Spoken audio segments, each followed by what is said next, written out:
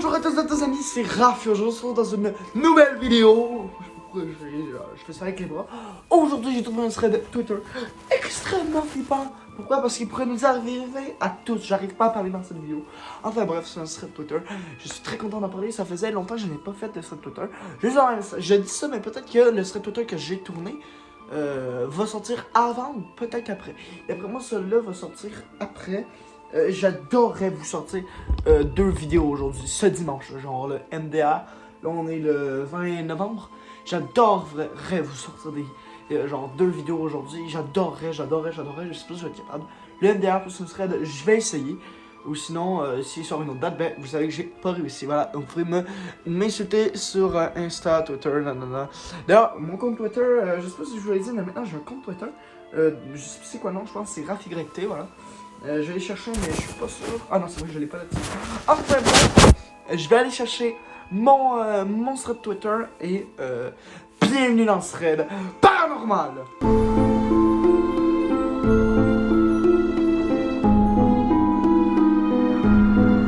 Il vient tout droit de, je sais pas où, mais c'est un thread en français. Ben c'est assez rare que je trouve des threads en français. Hein, j'ai déjà vu des threads en anglais, mais je traduis en français. Parce qu'ils traduisent en français certaines fois sur des comptes Twitter. Mais vous inquiétez pas, je pense que là ça fait longtemps que j'ai pas eu de thread Twitter. Ça fait juste longtemps en tout cas que j'ai pas eu de thread Twitter. Ça fait presque 1 an. Ben à part 3ème grade, ça fait presque 1 an, oui. Ben un peu plus qu'1 an même. Donc il fait de la neige dehors, j'aime bien tourner quand il y a de la neige dehors. Ou j'aime bien tourner des threads quand il neige dehors. Enfin bref, on va commencer. Alors, le thread me vient tout droit de... arrobase, je sais plus c'est quoi. What the fuck? Oniris Neko. Oniris Neko. On peut voir là-dessus. Alors, je sais pas si c'est vrai ou pas parce que juste la main là, c'est comme un peu en mode creepypasta. Ben le truc comme ça là, vous voyez. C'est un peu bizarre, je sais pas. Bon, on va lire. C'est parti, Jamy. Et oui, allez, let's go. J'ai pas envie de lire parce qu'il est quand même assez flippant. Hein. Je veux pas dire, mais moi, c'est le genre de truc qui me fait un peu peur. Allez, c'est parti. Bon, let's go. J'aimerais vous raconter une expérience flippante que j'ai vécue il y a quelques mois. J'en avais vaguement parlé ici, mais j'aimerais en faire un thread.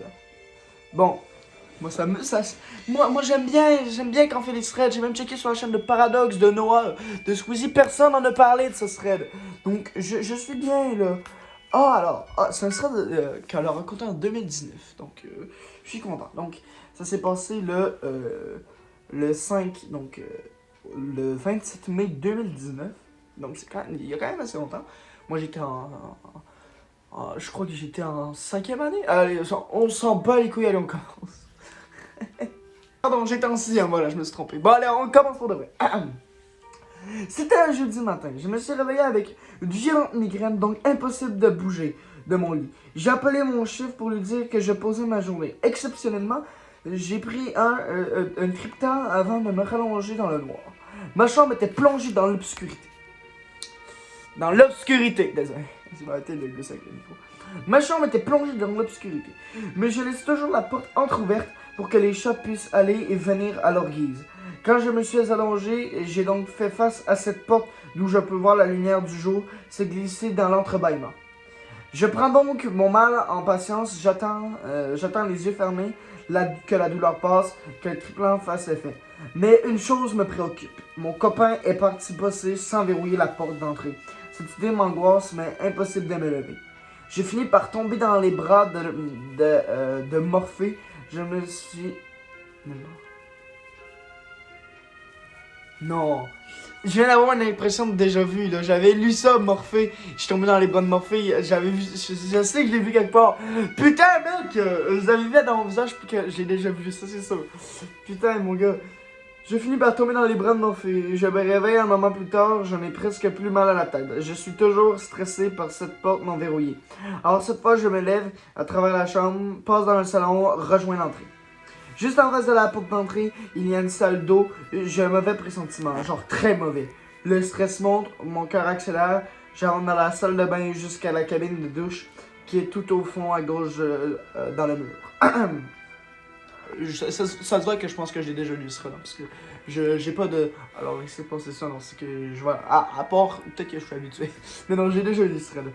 Donc, ben, moi, je sais c'est quoi la fin. La fin, je vous dirai rien sur la fin, mais j'aime bien la fin, moi, je sais pas pour vous. Pardon, ce que j'ai fait, c'est dégueulasse. Je suis désolé. Donc on va continuer, voilà. À cet instant, je vois un homme debout dans la douche, face à moi. Mon sang se fige, une terreur intense m'envahit et je pars en courant. Je ferme la porte et je me mets à hurler de toutes mes forces en espérant alerter un voisin. Je suis complètement tétanisé. Je recule dans le fond de ma chambre et je me demande pourquoi je n'ai pas préféré sortir de l'appartement. Je continue à crier. L'homme entre dans la chambre, il s'avance vers moi. Alors j'essaie de le buffler en m'énervant sur lui.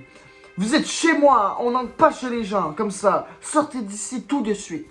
Il se jette sur moi et je me réveille. Je suis dans mon lit, ultra angoissé. Tout va bien.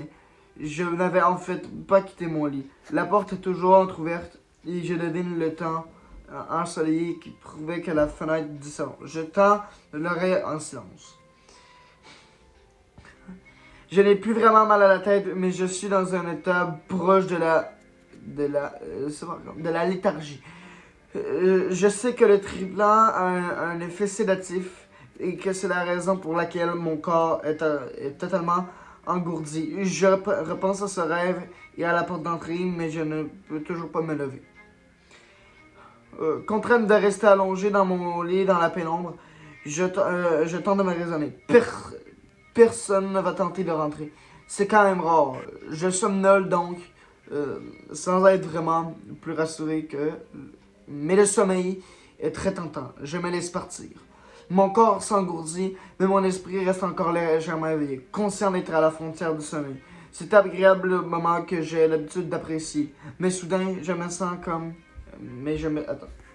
Je me sens comme... Tombé, parce que j'avais vu un bug avec tout ça. Vers le haut, j'ouvre les yeux, je vois ma chambre. Elle est plus sombre comme baignée dans une brume d'obscurité.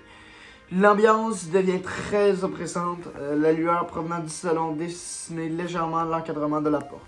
Mais mes yeux se fixent dessus. C'est seulement quand je tente de bouger que je m'aperçois que, à partir de ce moment-là, vu que j'ai vu que il y a peut-être quelque chose qui va se passer, je sais même pas s'il va se passer quelque chose ou pas, la fin... La fin, pour moi, ça c'était la fin, parce que mon autre il voulait pas charger, donc je pensais que ça c'était la fin, mais visiblement non. Le thread continue. Donc, à partir de ce moment-là, je ne l'ai pas lu, donc c'est parti. Mes membres sont paralysés, paniqués, j'essaie de les bouger, mon cœur s'emballe, rien à faire. Une paralysie du sommeil, non, pitié. La terreur me submerge, quelqu'un qui arrive pour me tuer. Je le sais, je le sens, je tente de hurler. Aucun son sort de ma bouche. Donc, c'est un symptôme typique d'une paralysie du sommeil parce que j'en ai déjà fait. Il y a quelque chose qui s'approche, tu essaies de crier, mais ça fait. Ça fait rien. Oui, je sais, j'ai l'air d'un gros con comme ça. Hey, neige dehors! Je vous montre ça. Hey, frérot! T'es mal à neige! Qu'est-ce que tu fais là? Le gars qui commence par là, c'est neige. Il y a une semaine, c'était chaleur, été, chaleur. Maintenant, c'est neige. Allez, hop, bon, je continue. Les yeux rivés sur la porte, je discerne une silhouette s'y glisser. Mon effroi s'intensifie. Mon effroi s'intensifie alors que j'observe cette personne tout noir à l'allure squelettique s'avancer vers le lit. J'essaie de bouger, de crier en vain. Sa tête est blanche, il n'y a aucun trait de visage. Donc en gros, il n'y a pas d'yeux, il n'y a pas de nez, il n'y a même pas d'orbite d'œil, il n'y a même pas de sourcils, il n'y a même pas de bouche, il n'y a rien. Le gars, sa face, c'est comme sans nez, sans yeux, sans bouche, sans sourcils. C'est comme si, hop là. Sauf qu'on voit pas les mains en fait, c'est juste que c'est de la peau blanche. C'est comme si tu prenais la peau de ton front et tu l'étirais. Ça faisait à peu près ça. C'est assez chelou, mais je vois ce qu'elle veut dire parce que j'ai déjà vu ça dans une paralysie de sommeil. Là, je vais peut-être vous raconter une paralysie de sommeil que j'ai faite un jour en vidéo. Ça serait très intéressant, une paralysie que j'ai jamais racontée à personne parce que, en dedans de moi, c'est un traumatisme, frérot. Et d'ailleurs, on m'avait demandé de pas en parler dans la paralysie. Peut-être que j'en parle un jour. Bon. À cet instant, je me sens apnée Je me sens happé par cette entité, comme si je sortais de mon corps. Elle m'attire vers elle avec une force incroyable. Je n'ai jamais eu aussi peur. Je ne peux absolument pas fuir. C'est indescriptible. La peur, la terreur, cela vous bouffe les tripes. Celle qui vous bouffe les tripes, pardon. Je me dis qu'elle va réussir à me tuer, mais j'ai tellement peur que je ne cesse pas d'essayer de bouger. C'est à cet instant que je sens mon coude qui effleure très légèrement le creux de ma hanche. Je me concentre à fond sur cette sensation. Rien que cette sensation. Finalement, ce tout petit frottement me sort de cet état de paralysie. Tout s'arrête. Ma chambre redevient normale. J'ai encore le cœur qui tambourine à ma poitrine. Je reprends mes esprits. Je réalise que c'est la première fois que je vois une entité pendant une paralysie. Au sommeil, il faut savoir que j'ai fait de temps en temps de ces dernières semaines, particulièrement à chaque paralysie, il me semblait découvrir de plus en plus l'entité qui m'oppressait tellement. Là, j'avais de voir son visage. J'en ai encore froid dans le dos. Hors de question de me rendormir. Je sors douloureusement de mon lit d'une démarche chancelante.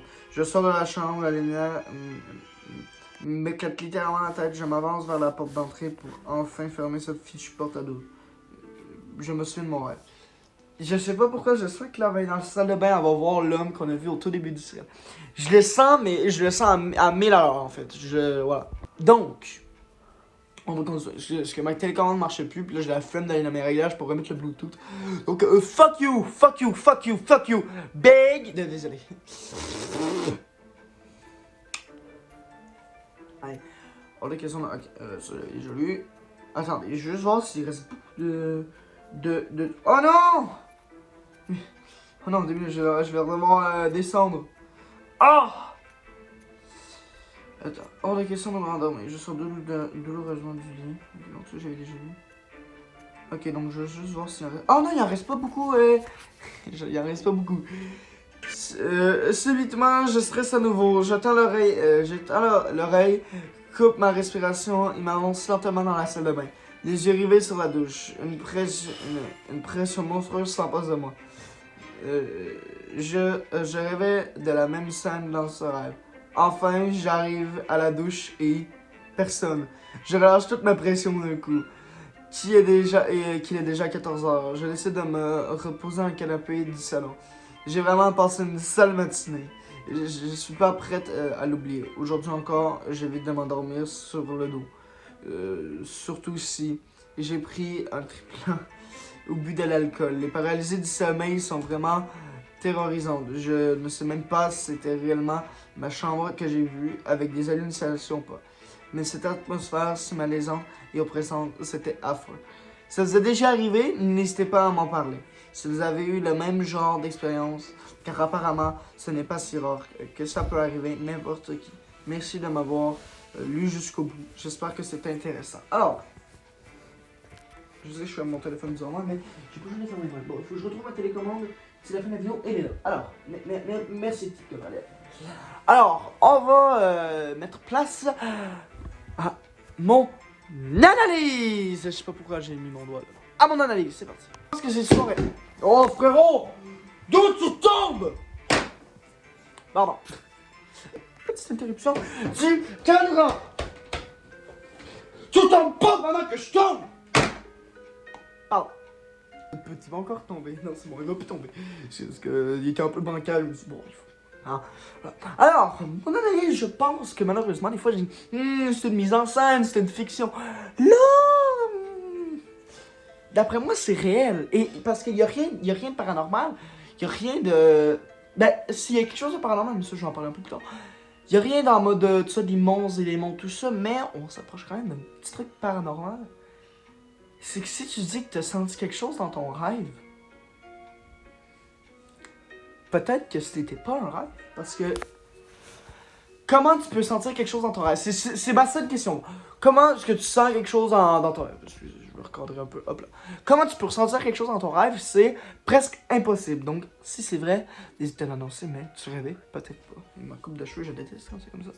Peut-être que tu rêvais pas. Bonne nuit.